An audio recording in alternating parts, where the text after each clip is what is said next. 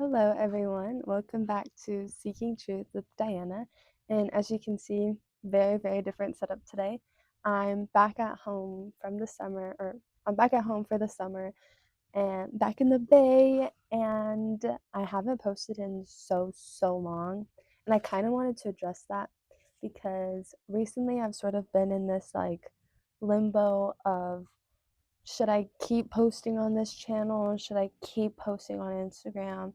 And honestly, I feel like the transition from college back to my house has made it a little difficult to be consistent in my Bible, be consistent in posting, and even just like my relationship with God in general. And I kind of just wanted to talk about, I kind of have no idea what we're talking about today. I sort of just wanted to like do something, maybe talk about something.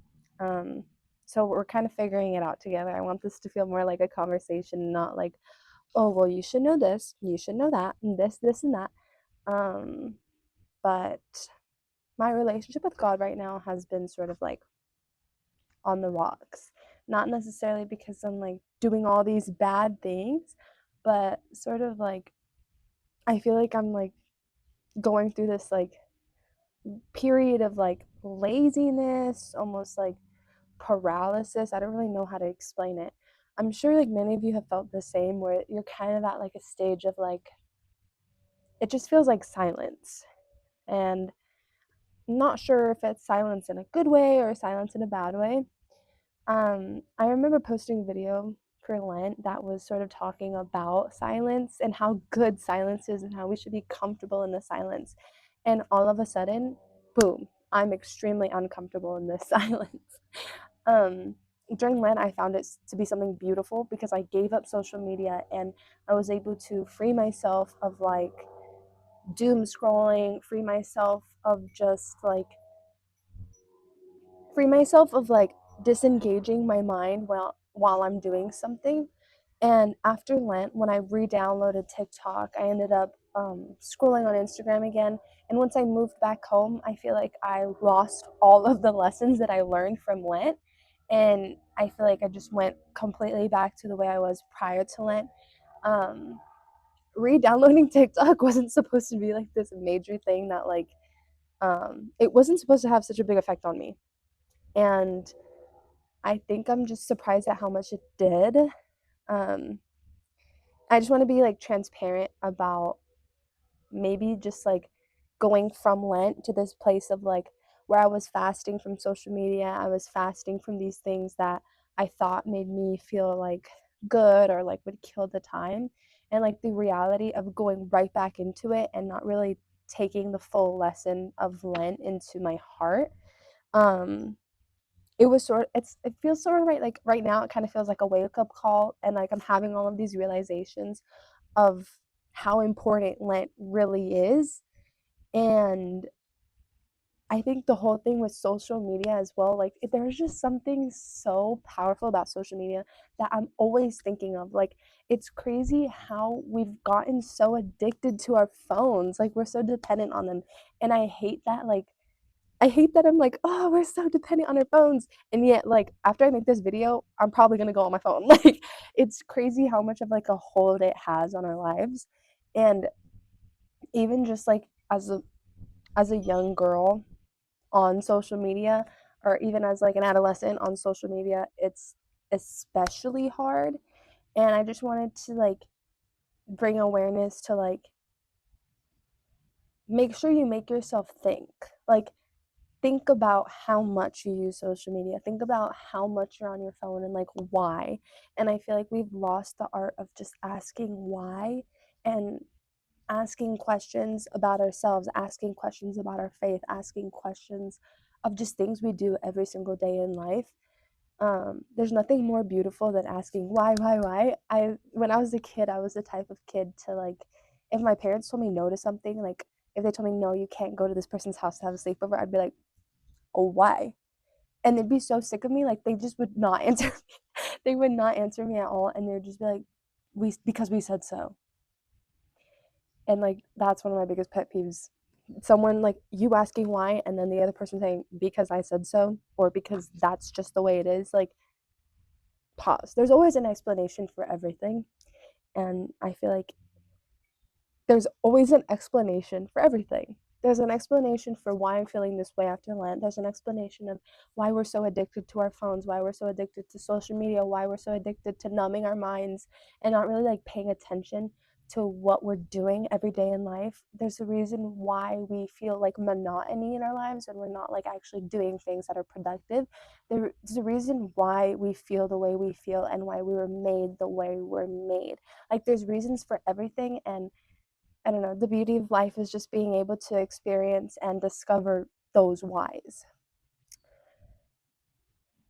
I really have no idea where that came from. I just sort of like I'm just speaking from the heart right now. Um, but I have my Bible right here because I'm like, you know, trying to figure what else to talk about. Um, but as I'm sitting here and I'm feeling like the season of like why, I'm feeling definitely like a season of like questioning, curiosity. Um, there are also points that I've experienced since Lent of asking, like, oh, why do I believe in what do I believe in? And does it actually matter? Like, questions like that. And, like, I feel like questions like those are so, so scary because it puts me at least in this, like, non existential crisis of, like, oh my gosh, like, am I wrong? Like, am I, like, are we right? Like, is this person right or is this person wrong? Like, what is actually the meaning of the universe? Why are we here? Why are we on this floating rock called Earth? And as much as those questions stress me out, and probably you as well, they're beautiful. They really are beautiful. And like once we acknowledge that, things are just gonna get easier from here. Like, um, and I guess that's what faith is all about. That's literally what faith is about. You have all this information of us being here. We have an explanation for it, and we choose to believe it, whether or not we can see it with our own eyes. And that's also beautiful. Like there's so many beautiful things about this world that just like mind-boggling, like they're literally beyond us. Yeah. I'm just like going everywhere. But like I feel like that's the best way. A little conversation. I don't know.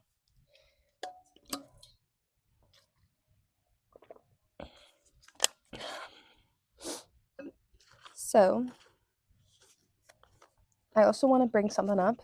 I'm getting a little vulnerable right now. If you look at my Bible, okay, this is 2024, right? 2024, and then we get into 2025 right here. This is my tracker. Beautiful, right? Like we have some days where I'm like maybe like 3 to 5 days where it's just like nothing, but it's pretty full, right? Like doesn't that look sick?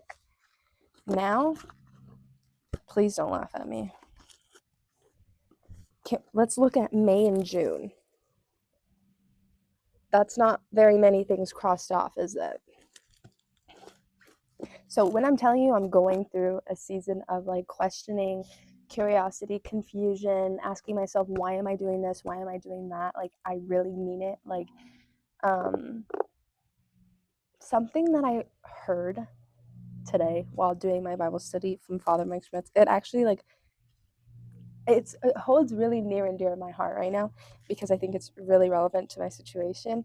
I took notes in Hosea. I really think I hope that's how you say it, Hosea. Let me find it. Hold on. Why is Hosea so hard to find? Oh, I think it's Hosea. Where are you? Oh, it's right here. Okay. So, even when we run away from him, he continues to pursue us. And when we find ourselves in a desert or wilderness or in a place of real loss, oftentimes that can be God just saying, I'm just trying to get your attention because you've given your life to something or someone that's not me. And him being the source of our life, the source of our everything, the source of our being. It's sort of like God saying, oh, come back. And another thing I heard the other day on TikTok Ironically, me rambling about how TikTok is like ruining my life and then quoting something from TikTok. Um, if you're not hungry, fast. And then it was a podcast, and then the guy on the other side, he was like, oh, like this girl just dropped like the boom bomb, and he was like, oh, it's so simple. Like, yeah, it pretty much is. Like, if you're not hungry, fast. Like, it makes me think like when I'm going through this period of like not reading my Bible, clearly late May, early June, you can tell. Clearly I wasn't feeling that hunger for the Lord as much as I was like in the previous days, as you saw in my tracker, like every single day reading, because I was coming from a place of love, I was coming from a place of worship, I was coming from a place of like, I really wanted to do this, I was really motivated to do it, to the point where it became a habit, and if I didn't do it, I felt like empty, I felt like I was missing something, and it got to a point where I was no longer hungry for God at all. I wasn't reading my Bible, I wasn't praying the rosary, not doing this, not doing that. Barely going to Mass, barely paying attention during Mass, and finally I got to go to confession like a week ago and get all these things off my chest, and it felt pretty good. But for some reason, like there was still something like that was missing, something that was empty, and I really like I couldn't place my finger on it. And like as I'm sitting here right now, I think it's because like I haven't been talking about it. I haven't been posting, like I haven't been sort of sitting here with my own thoughts and expressing them to some camera, to some people. Yeah, and it's sort of, yeah, it was this if you're not hungry, fast, and I think I unintentionally fasted from God. I'm not sure if that's like the correct way to do it or anything, but definitely I was put in a desert, a dry spell of not thinking about God too much or not caring too much to follow in his ways. And for some reason, I woke up today very motivated to read my Bible. I woke up today deciding that, hey, maybe I should turn on my phone and start recording what I'm feeling, so maybe we can break this feeling down together. But yeah. And before I was thinking like, damn, like you weren't being very good, May and June, not reading this darn Bible. But it's really normal actually, and especially when I heard Father Mike Schmidt say like, it's not a matter of if we'll turn away from God, it's a matter of when we turn away from God. And just reminds us like we always make mistakes. Like we can never one day say like make a promise to God and expect to be perfect or expect him to make us perfect completely. Like it's just the reassurance of knowing that yeah, we will turn away from God, but there's always that opportunity to go back. And I feel like right now I'm sort of like I'm getting there. I feel like I'm getting back to it. And yeah, I feel like the whole point of this like little chit chat was just to like say that no one's perfect in their journey with God, and no one's gonna know every single little thing there is to know, and just to realize that your life is gonna be full of like a series of questions that maybe you'll find the answer to, maybe you won't find the answer to, but the most important thing is being present every single day of your life. And I think that's a reason why I was like convicted to talk about social media right now, was to talk about the dangers of not being present every day in your life, like the dangers of doom scrolling, the dangers of wasting like wasting time that you could be dedicating to one of your passions, one of your hobbies, for your health, your mental health, your physical health, like all of the above. Like you could be doing literally anything else, and that would be more productive than wasting the time that you have here, like on this precious earth, like on a little screen of things that aren't necessarily rooted in reality. Like we see pictures of people like living their best lives, and that's amazing. Like we should feel happy for them. Like if you say you're happy, then sure, like you know, like you're posting these beautiful things, like that's fine. But it gets to a point where we're fantasizing about things we can't have, or things that aren't necessarily like our priority in life.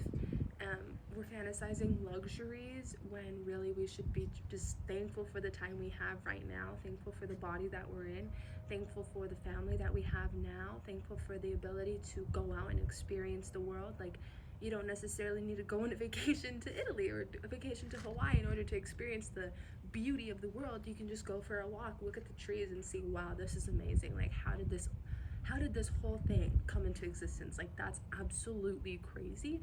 And once we're able to appreciate that, like, the only way we'll be able to appreciate how beautiful the world is by being present.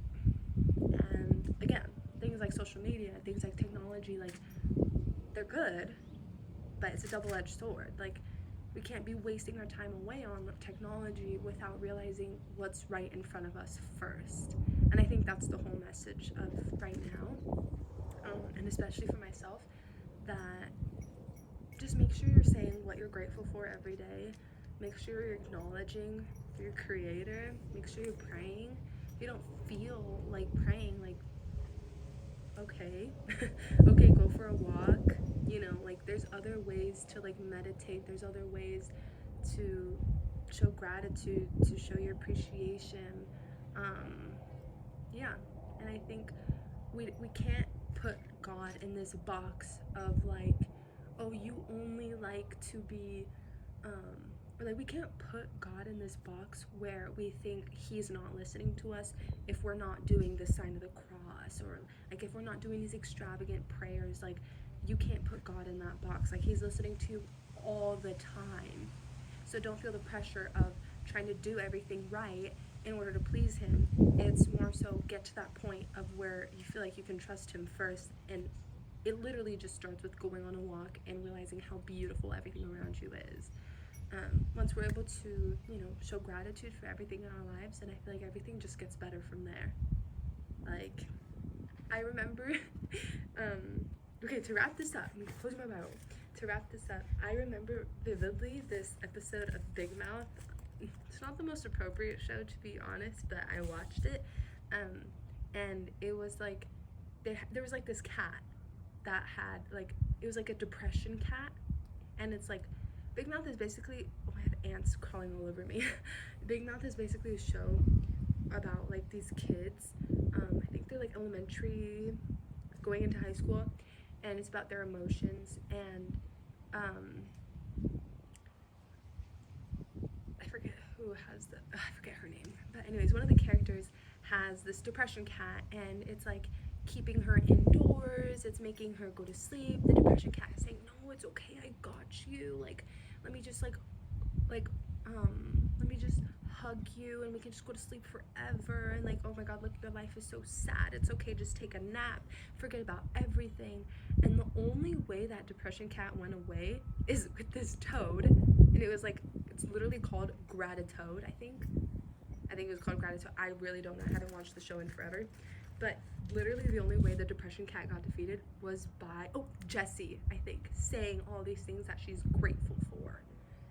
And boom, like, even if a TV show knows that the number one step to feeling good, or the number one step to actually being happy and actually appreciating this beautiful life that we're living in at this moment, is by being grateful. Grateful for, oh my god, the wind is crazy. Grateful for like even the little things in life. And once we're able to appreciate the little things, like the big things will just be freaking ginormous. Like, yeah, that I'm pretty sure I'm done yapping for today. Number one thing being like, be grateful. um, Even if you're not going through the best time in your life, there are things to be grateful about. It starts with the little things. It starts with just being thankful that you're alive in this very moment. Like, that's something. Like, that's worth something. And we're all worth like an infinite amount. We're all worth it. Like, we're all worthy of God's love. We're all worthy of being here, and we're worthy of, living life to the fullest and living life to our greatest potential. And we owe it to not only ourselves, but we owe it to God to live this life as best as we can.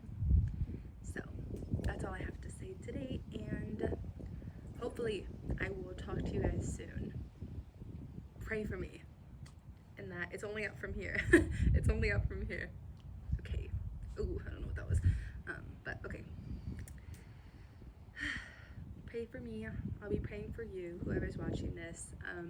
And yeah, have a great rest of your day, and God bless.